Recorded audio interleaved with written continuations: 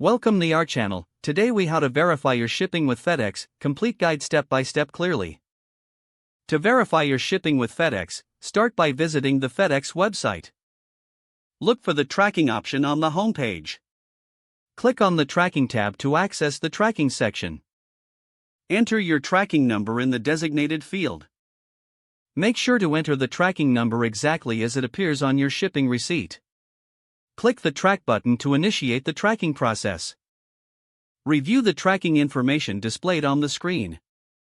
This will include the current status of your shipment, including its location and estimated delivery date. If you have multiple shipments, consider using the tracking number feature to input additional numbers. You can also track your package using the FedEx mobile app. Download the app from your mobile device's app store. Open the app and select the tracking option. Enter your tracking number in the provided field within the app. Check for notifications about your package delivery. If you need more detailed information, you can create a FedEx account. This allows you to manage shipments and track multiple packages seamlessly. Log into your account or create a new one by providing your email address and setting a password.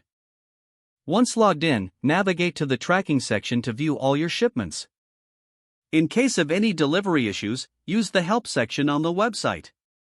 Here, you can find answers to common questions or contact customer support. Always make sure to keep your tracking information handy for future reference. With these steps, you'll easily verify your shipping with FedEx. If the page does not load, refresh the browser or try again in a private or incognito window. Make sure you are using the correct email address, then retype it carefully to avoid small typos.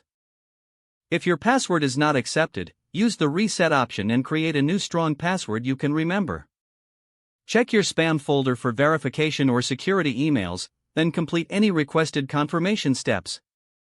Enable two-factor authentication if available to improve account security and reduce unauthorized access risk. After signing in, review your profile details so your contact information and settings are accurate and current. Don't forget to like this video and subscribe to our channel for more step-by-step tech guides.